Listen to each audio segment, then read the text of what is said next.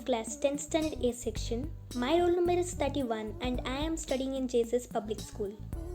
My topic is History and Geography of Uttarakhand. Our Uttarakhand. Uttarakhand, the pride of India. We know this through our media. In our prestigious Uttarakhand, here is famous Nanda Devi Highland. Exist here the delightful valley, hills, lakes and meadows are filled with immense beauty. Proudly, Uttarakhand is part of our motherland. In recovery of goods, it ranks second. Kalu Mara, the prominent freedom fighter, Edward Jim Corbett, the famous hunter. Uttarakhand gave birth to these legends, being the land of divines. It is the place of origin of Ganga and Yamuna. Here is the last Indian village, Mana. The state flower is Brahma Kamal. Garsen becomes its second capital. Uttarakhand and Coorg. We can relate the history and geography of Uttarakhand through the lesson Glimpses of India Part 2, Coorg, written by Lokesh Abrol. This is the lesson which gives us a beautiful insight of the smallest district of Karnataka and its people. The climate of Uttarakhand is temperate, marked by seasonal variations in temperature but also affected by tropical monsoons. January is the coolest month with daily high temperatures averaging below freezing in the north and near 21 degrees Celsius in the southeast. Coffee is the main crop grown in this region. Wheat, rice, sugarcane, maize, soybean, pulses, oilseeds are the major crops grown in Uttarakhand. Coorg is famous for coffee plantations and spices. The suitable time to visit Coorg is from September to March, whereas in Uttarakhand, March to April and September to March are considered the best time. There are abundant rainforests which cover 30% of the area. Uttarakhand has reported a recorded forest area of 38 square kilometer, which is 71.05% of its geographical area. Coorg is also known as Kodagu. People here are known as Kodavus. Uttarakhand is known as Devbhumi. And the people staying here are known as Uttarakhandi. The ethnic dress of Kodavus, Kupia, is similar to the Arab garment Kufia. It is said that maybe their ancestors were Arabs or Kurds. The traditional dress for women in Uttarakhand remains sarong, a mantle-type dress tightened with a blouse and an odhani or kopri. The river Kaveri originates from Coorg. The river Ganga and Yamuna originates from Uttarakhand. In Coorg, a variety of animals can be found here, while the place is surrounded by beautiful Brahmagiri hills, islands and Tibetan settlements. Many birds and animals like kingfisher, langur, squirrels, elephants can be spotted. In Uttarakhand, animals like tiger, deer, python and many more can be spotted. Thank you. ನನ್ನ ಹೆಸರು ಸ್ಫೂರ್ತಿ. ನಾನು JSS public school Banashankari Bengaluru. ಇಲ್ಲಿ ನಾನು 10ನೇ ತರಗತಿ A ವಿಭಾಗದಲ್ಲಿ ಓದುತ್ತಿದ್ದೇನೆ. ಕನ್ನಡ ನನ್ನ ದ್ವಿತೀಯ ಐಚ್ಛಿಕ ಭಾಷೆಯಾಗಿದೆ. ಉತ್ತರಾಖಂಡದ ಇತಿಹಾಸ ಮತ್ತು ಭೌಗೋಳಿಕತೆ ನನ್ನ ಆಯ್ಕೆಯ ವಿಷಯವಾಗಿದೆ. ನಮ್ಮ ಉತ್ತರಾಖಂಡ. ಭಾರತ ನಮ್ಮ ಪ್ರತಿಷ್ಠಿತ ದೇಶ. ಉತ್ತರಾಖಂಡ ನಮ್ಮ ಹೆಮ್ಮೆಯ ಪ್ರದೇಶ. ಗಂಗಾ ಯಮುನಾ ಎಂಬ ನದಿಗಳ ಮೂಲ. ಈ ರಾಜ್ಯದ ಪುಷ್ಪ ಬ್ರಹ್ಮಕಮಲ. ಇಲ್ಲಿ ನಡೆದಿತ್ತು ಚಿಪ್ಕೋ ಚಳುವಳಿ. ಇಲ್ಲೇ ಇದೆ ಭಾರತದ ಕೊನೆಯ ಗ್ರಾಮ ಚಮೋಲಿಯಲ್ಲಿ. ವಿಶ್ವದ ಅತಿ ಎತ್ತರದ ಶಿವನ ದೇಗುಲ ಉಂಟು. ವನ್ಯಜೀವಿ ಅಭಯಾರಣ್ಯಗಳು ಇವೆ 8. ಇಲ್ಲಿ ಅತಿ ದೊಡ್ಡ ಸರೋವರ ಭೀಮಿತಾಳ್ ಸರೋವರ. ನಂದಾದೇವಿ ಪರ್ವತ 7,816 ಮಾಪಕ ಎತ್ತರ. ಭಾರತದಲ್ಲಿಯೇ ಅತಿ ಎತ್ತರದ ಅಣೆಕಟ್ಟು ಉತ್ತರಾಖಂಡದ ತೇರ್ಹಿ ಅಣೆಕಟ್ಟು.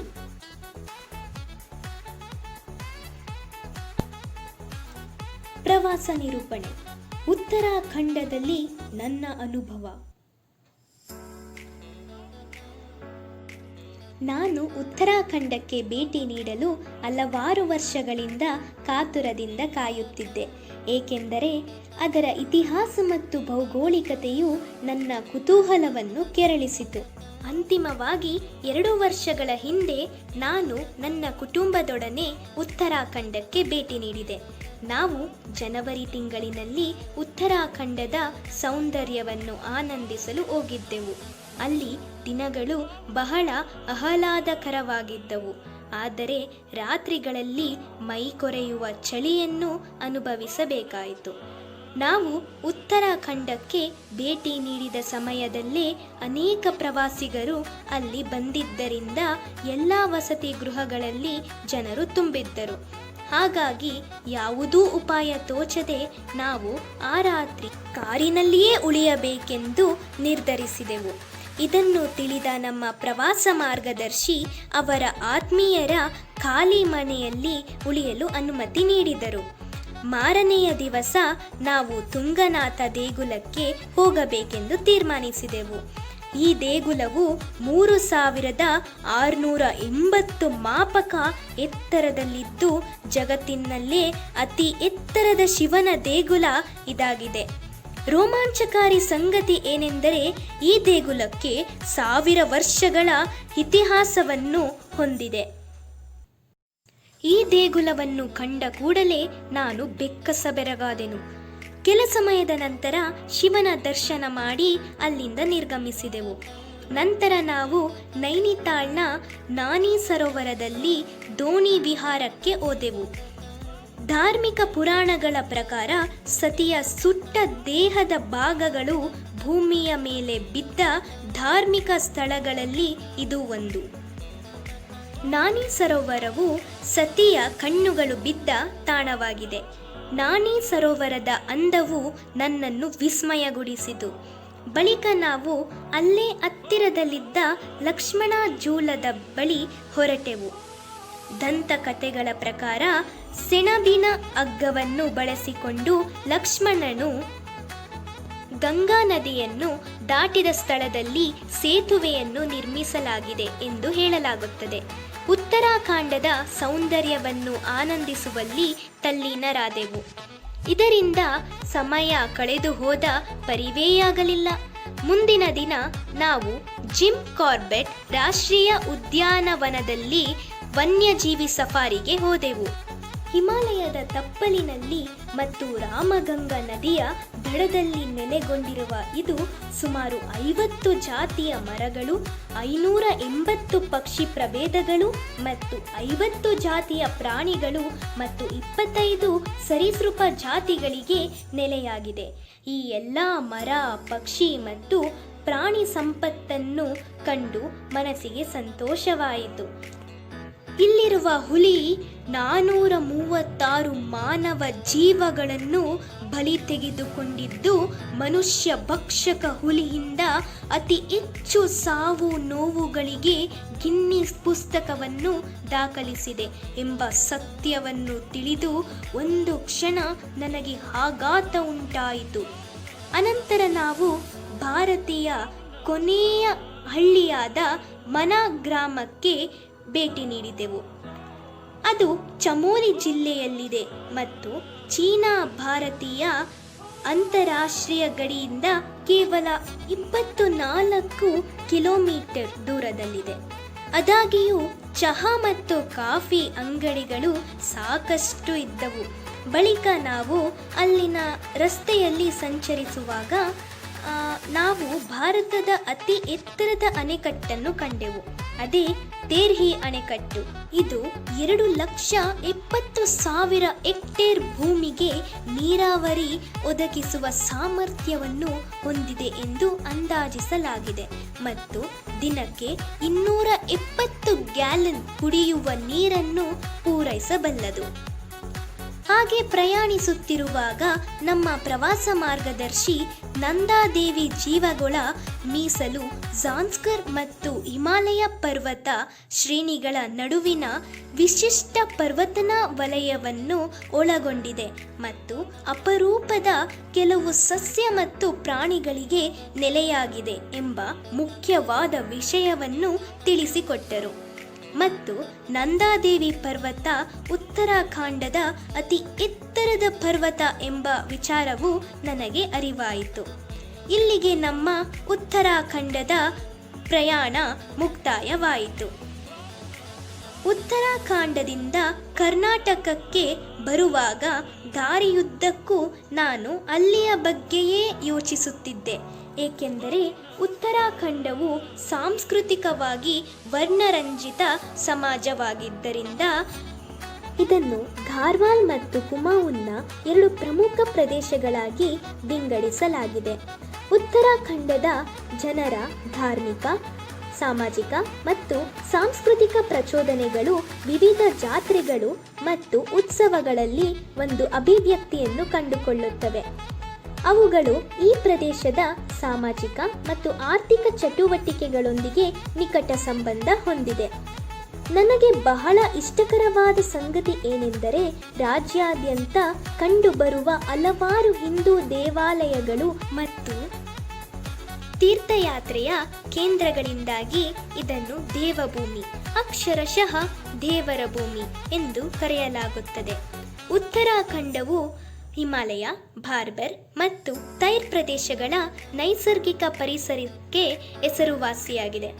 ನಾನು ಉತ್ತರಾಖಂಡದಲ್ಲಿ ಕಂಡ ಜನರು ಹಿಂದಿ ಮತ್ತು ಸಂಸ್ಕೃತದಲ್ಲಿ ಪ್ರಧಾನವಾಗಿ ಮಾತನಾಡುತ್ತಿದ್ದರು ಮತ್ತು ಕೆಲವರು ಘಾರ್ವಾಲಿ, ಕುಮವೋನಿ ಮತ್ತು ಇತರ ಭಾಷೆಗಳನ್ನು ಮಾತನಾಡುತ್ತಿದ್ದರು. ಒಟ್ಟಾರೆಯಾಗಿ ನಾನು ಉತ್ತರಾಖಂಡದಲ್ಲಿ ನನ್ನ ಪ್ರಯಾಣ ಮರೆಯಲಾಗದ, ಸಂತೋಷದಾಯಕ ಮತ್ತು ತಿಳುವಳಿಕೆಯ ಪ್ರಯಾಣವಾಗಿತ್ತು. ಉತ್ತರಾಖಂಡದಲ್ಲಿ ನನ್ನ ಅನುಭವ ಅದ್ಭುತವಾಗಿತ್ತು. ಧನ್ಯವಾದಗಳು. My name is Purti S of class 10 standard A section. I am roll number 31. I am studying in JSS Public School. My topic is History and Geography of Uttarakhand. Here are my own creative and interesting questions related to my topic History and Geography of Uttarakhand. Here comes an interesting question based on the Nanda Devi mountain. This is Nanda Devi mountain. Nanda Devi mountain is the tallest mountain in Uttarakhand and its height is 7,816 km. Now let's find whether the height of this mountain is a perfect square or not. So what are we waiting for? Let's get started. Firstly, let me tell you what is a perfect square. A perfect square is a number that can be expressed as the product of two equal integers. The only way to accurately calculate if a number is a perfect square is to find the factors. Before we go through the trouble of finding the factors, there is a quick trick we can use to determine the factors. So let's try these steps first. A number that is a perfect square never ends in 2, 3, 7 or 9. If your number ends in any of those numbers, you can stop here because your number is not a perfect square. Obtain the digital root of the number. The digital root essentially is the sum of all the digits. If you lost, don't worry, we will go over each step in more detail below. All possible numbers that are a perfect square have a digital root of 1, 4, 7 or 9.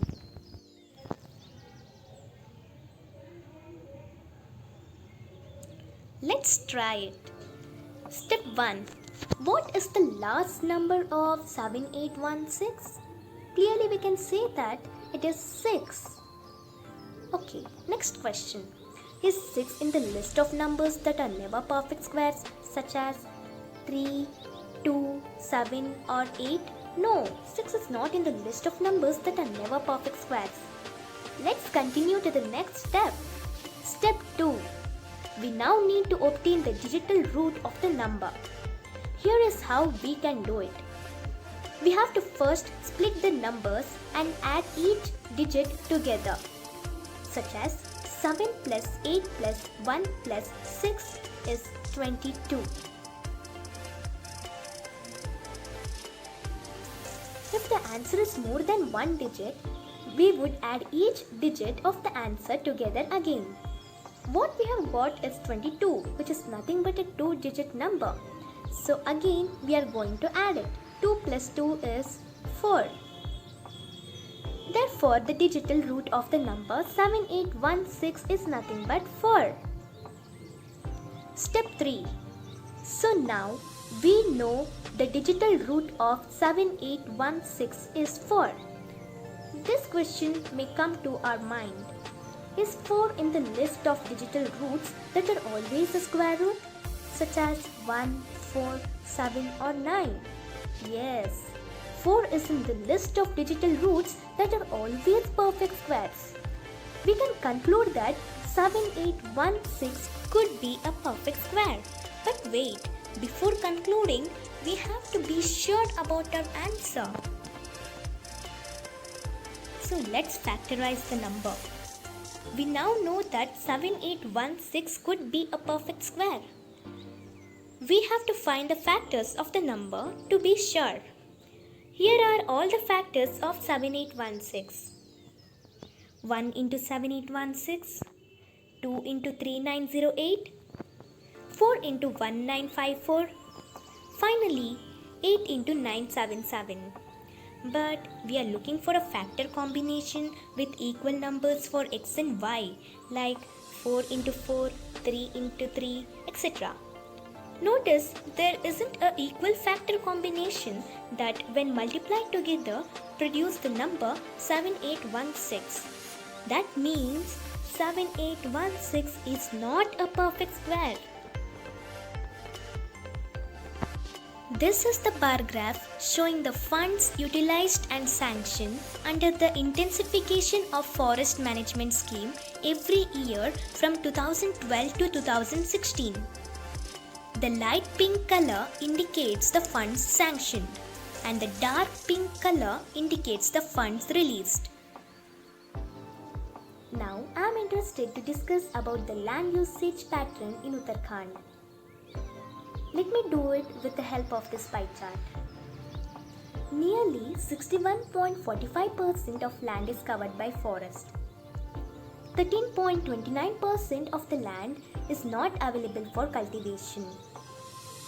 3.51% of the land is under permanent pastures and other grazing lands. 6.77% of land is under miscellaneous tree crops and groups. 5.34% of land is cultivable wasteland. 1.25% of land is the fallow lands other than the current fallows. 0.62% of land is the current fallows.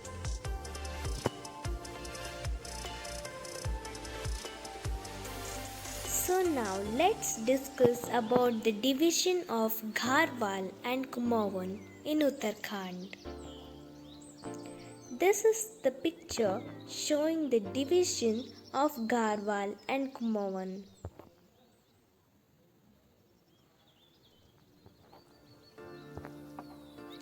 Let's find out the area of the divisions in Uttarakhand.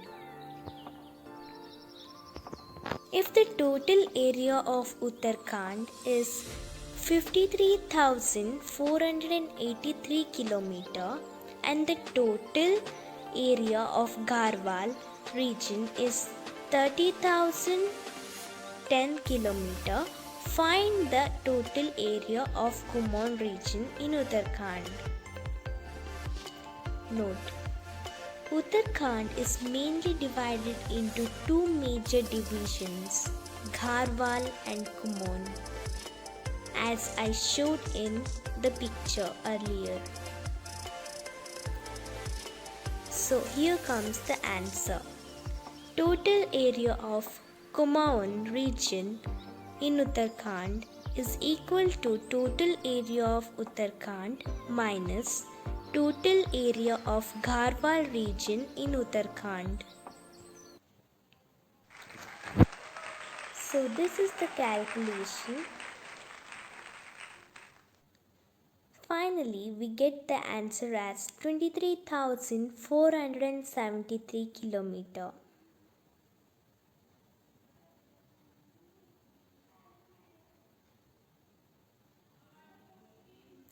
Thank you. My name is Purti S of class 10 standard A section. My roll number is 31 and I am studying in JSS Public School. My topic is History and Geography of Uttarakhand. Overview. Uttarakhand is endowed with a unique and diverse range of biodiversity. From the snowbound peaks of the Himalayas to the moist alpine scrub, subalpine forest, dry, temperate and moist temperate forest to moist deciduous forest, the state possesses a wide biodiversity that in return nurtures a large multiplicity of floral and faunal forms. This table shows the floristic distribution in Uttarakhand. By looking at this table, we can say that there are more number of species of gymnosperms in Uttarakhand, which is 4048. And we can also say that there is least number of species of monocot, which is only 48. More than 350 species of plants are threatened and endangered in the state. Most of these threatened plant species are to be found on the hills and have been overexploited for medicinal, aromatic, or commercial ends. The most threatened among the tree species are members of the family Aceraceae. State flower Brahmakamal, which is also known as Sauceria obvalata. This is the state flower of Uttarakhand. Buranj. Buranj is an all-season medium-height tree found at altitudes ranging from 1,500 to 3,600 meters in the Himalayan region. The leaves of the tree are thick and its flowers are bell-shaped and blood red, white, pink and purple. The flowers bloom in bunches and a rhododendron tree is full blossom presents a striking visual. The extract from the flowers has vital medicinal values.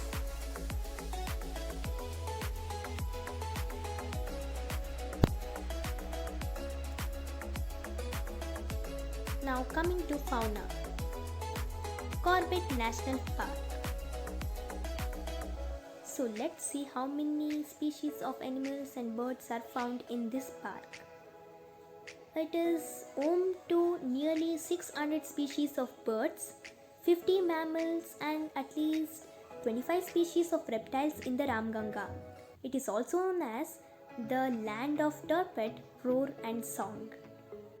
Now coming to Gangotri National Park. The source of Ganga, Gomukh, is situated here. Bharal population is remarkable. Musk deer, snow leopard and Himalayan thar are also found. Govind National Park. It is famous for trekking destination at Kedul. Preferred habitat of snow leopard and western trunk fawn are also found here. Nanda Devi National Park. It is the core zone of Nanda Devi Biosphere Reserve.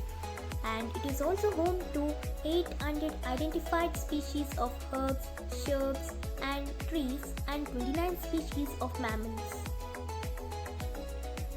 Rajaji National Park. Nestled in the Shivalik opening out to the West Indo-Gangetic Plains, blessed with 315 species of mammals, with the elephants as the flagship species. Valley of Flowers National Park.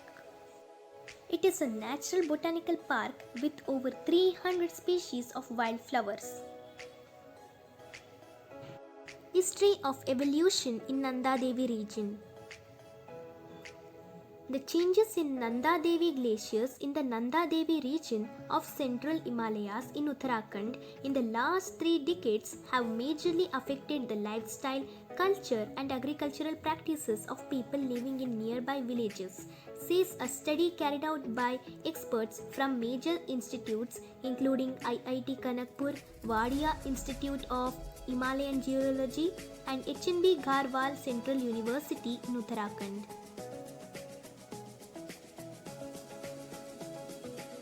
M.P.S. Beast, director of USAC, who was among the researchers involved in the study, said the changes in the glaciated areas had a major effect on various aspects of the life of people living in about 47 villages in the buffer zone of the Nanda Devi Biosphere Reserve hosting the Nanda Devi glaciers.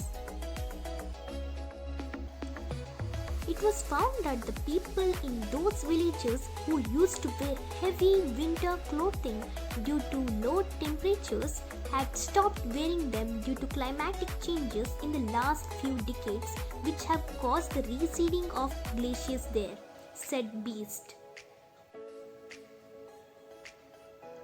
Thank you. My name is Purti S of class 10 standard A section. My roll number is 31 and I am studying in JSS Public School. My topic is History and Geography of Uttarakhand. So now let's know why was Uttarakhand carved out of Uttar Pradesh. Here is the required answer.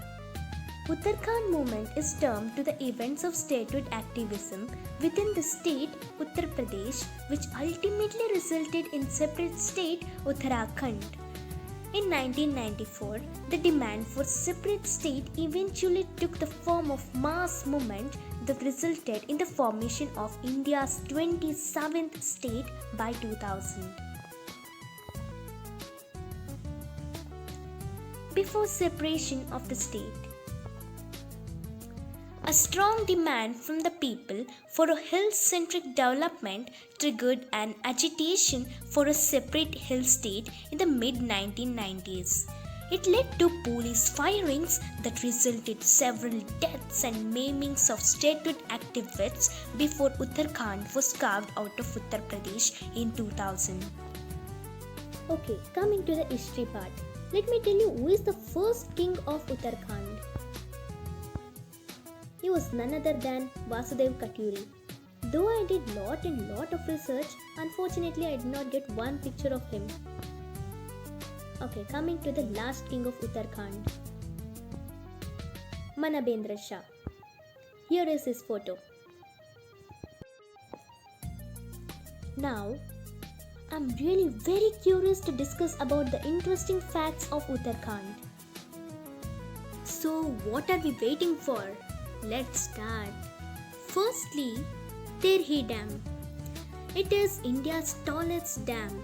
It is estimated that it has the capacity to irrigate 270,000 hectares of land and can supply 270 gallons of drinking water per day.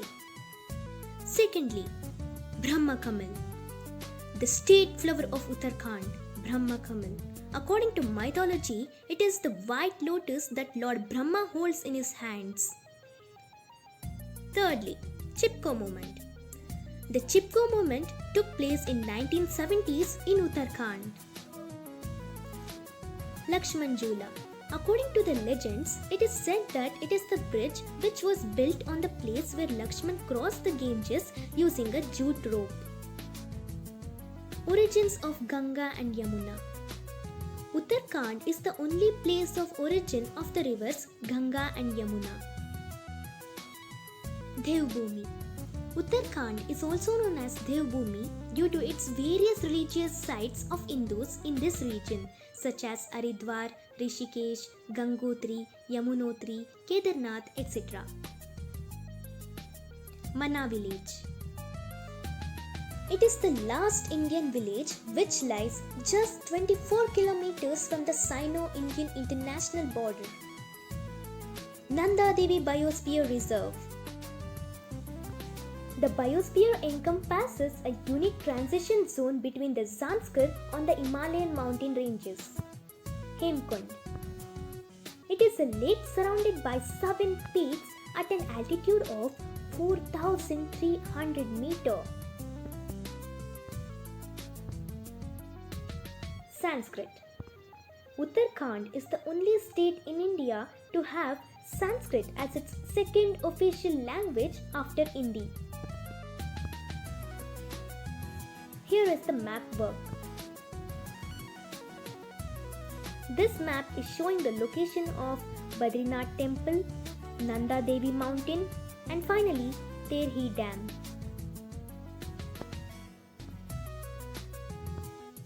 Thank you.